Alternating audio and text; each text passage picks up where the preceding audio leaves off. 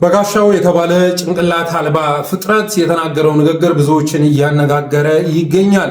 ዓላማውን ግን መረዳት ያስፈልጋል። ኦርቶዶክሳውያን ከወትሮው በተለየ መልኩ ጠባቂ እንደሌላቸው ተረድተው፣ አጋዥ እንደሌላቸው፣ መሪ እንደሌላቸው ተረድተው ራሳቸውን ማደራጀትና ከአርሲው ጥቃት ጋር ተያይዞ አገዛዙ ላይ በከፍተኛ ሁኔታ መዝመት ጀምረዋል።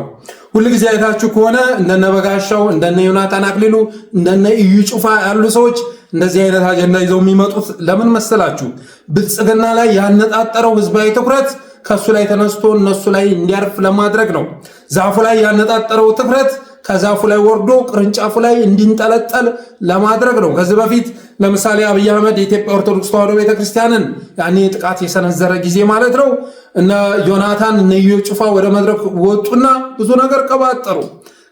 ዘመቻውም ከአብይ ላይ ወርዶ እነሱ ላይ ተንጠለጠለ።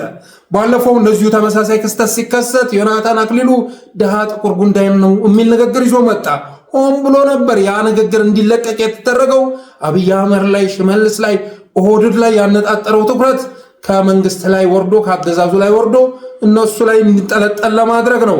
ራሳቸውን የመስዋዕት በግ አድርገው አገዛዙን ማትረፍ ስለሚፈልጉ ነው።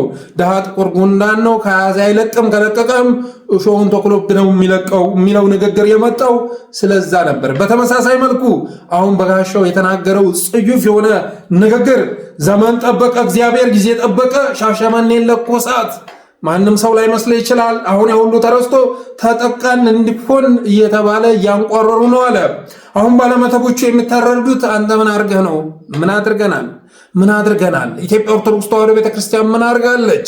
አገር ስትጠብቅ እንጂ አገር ስታጠቃ፣ ሌላውን ስታጠቃ የተገኘችበት ጊዜ የለም። በአፄዎቹ ዘመን ሌላው ሲስፋፋ እሷ ግን ስትጠፋ ነበር። በየድንበሩ እየዘመተች ሀገር ይታደጋለሁ እያለች ስትጠፋ ነበር። ኢትዮጵያ ኦርቶዶክስ ተዋሕዶ ቤተክርስቲያን የበዳይነት ታሪክ የላትም፣ የተበዳይነት እንጂ። አሁን ባለመተቦቹ የሚታረዱት አንተ ምን አድርገህ ነው አለ። ቄሱ የታረደው አንተ ምን አድርገህ ነው? ቤተ መቅደሱ በሳት የተለኮሰው አንተ ምን አድርገህ ነው? ወይ አንተ ወይ አባቶች ድሮ ምን አድርገው ነው? ሁሌ የተበዳይ አድርጎ ራስን ማቅረብ ልክ አይደለም በማለት ተናገረ። ይሄን ንግግር እንዲናገር ያደረገው አብይ አህመድ ነው እና አብይ ጋር እየተነጋገሩ አቴንሽን ዳይቨርት ለማድረግ ይዘውት የሚመጡት ንግግር ነው። እንደዛ ባይሆን ኖሮ ይሄኔ በጋሻው እስር ቤት ነበር።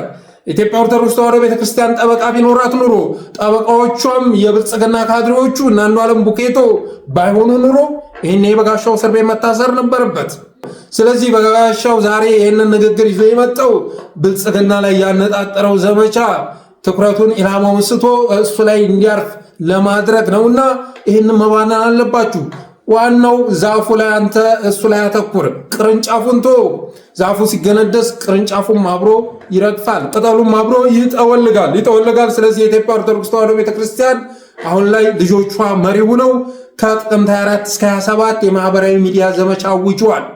ኢትዮጵያ ኦርቶዶክስ ተዋሕዶ ቤተክርስቲያን አማኞች 50-60 ሚሊዮን ቢሆኑ እንኳ ከዛ መካከል 10% የሶሻል ሚዲያ ተጠቃሚ ሆኖ 5 ሚሊዮኑ ትዊተር ላይ ዘመቻ ቢወጣ ትራምፕ ሰሞኑን ናይጄሪያ ላይ የወሰነው ውሳኔ ሰምታችኋል። የናይጄሪያ መንግስት ክርስቲያኖችን እየጠበቀ አይደለም በማለት ወታደራዊ ትዕዛዝ አስተላልፏል። በተመሳሳይ መልኩ ኢትዮጵያም ላይ እንደዚህ አይነት ትዕዛዝ መውረዱ አይቀርም።